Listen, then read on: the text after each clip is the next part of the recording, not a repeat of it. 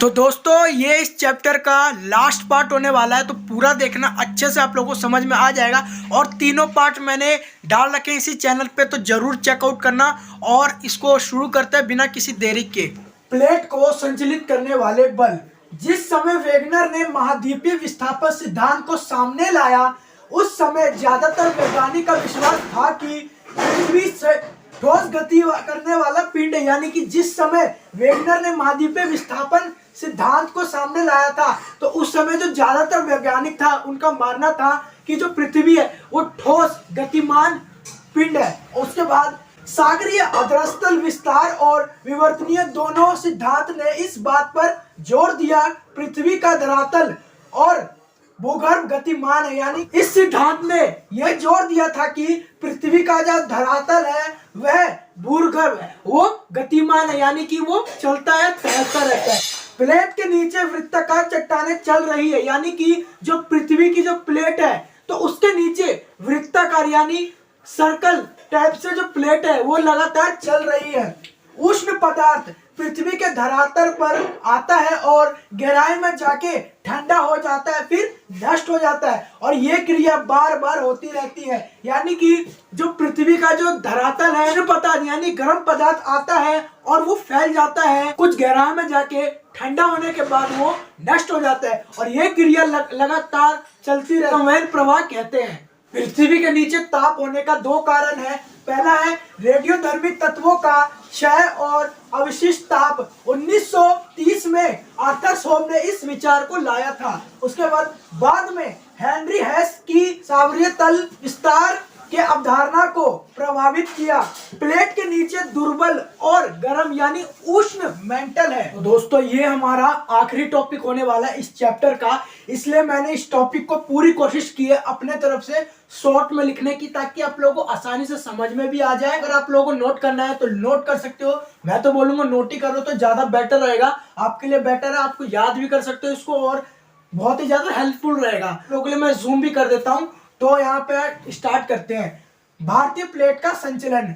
भारतीय तथा Arctic plate की सीमा महासागरीय कटक से निर्धारित होती है, जो एक अपसारी सीमा है, जो कि हम लोग पहले पिछले टॉपिक में हम पढ़ चुके हैं। यह लगभग पूरे पश्चिम दिशा में होती है।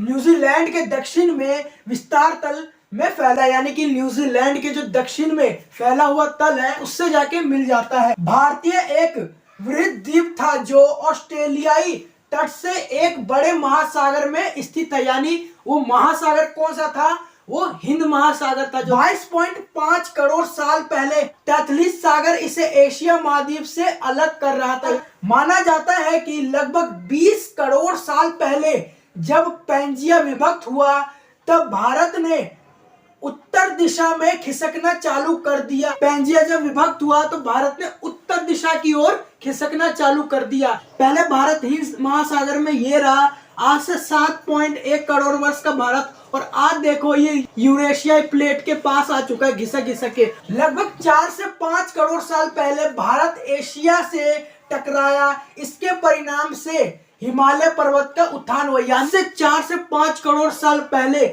जब घिसकते घिसकते भारत जो है वह एशियाई प्लेट से टकराया, ऐसे कुछ इस तरह टकराया और ऐसे हिमालय पर्वत का निर्माण हुआ। उसके बाद जब भारत की प्लेट यूरेशियन प्लेट, यूरोप और एशिया की प्लेट को मिला के उसे यूरेशियन प्लेट कहा जाता है, यूरेशियन प्लेट की तरफ जा रहा था, तब एक घटना घटी। वह घटना थी लावा प्रवाह से दक्कन ट्रैप का निर्माण। जब यह घटना हुई तो यूरेशियन प्लेट से टकरा गया और दक्कन के जो पठार है उनका ट्रैप जो है बनना चालू हो गया। लगभग 6 करोड़ साल पहले आरंभ हुआ और लंबे समय तक जारी रहा। उसके बाद लगभग 4 करोड़ साल पहले इसके पश्चात हिमालय की उत्पत्ति आरंभ हुई। वैज्ञानिकों का मानना है कि यह अभी भी जारी है और हिमालय की ऊंचाई बढ़ती जा रही है। वो भारत जो है वो धीरे धीरे उत्तर की तरफ घिसक रहा है, और जैसे जैसे घिसक रहा है हिमालय की जो ऊंचाई है धीरे धीरे बढ़ती जा रही है। तो इसलिए आप लोग इसको नोट कर सकते हो। और इसी के साथ हमारा ये चैप्टर खत्म हो चुका है। नेक्स्ट वीडियो आप लोगों को इसी चैनल पर मिल जाएगी। चैनल को प्लीज सब्सक्राइब करें, बहुत ही ज्यादा मेहनत लगती है, और सपोर्ट जरूर करना। तब तक के लिए बाय, नमस्कार।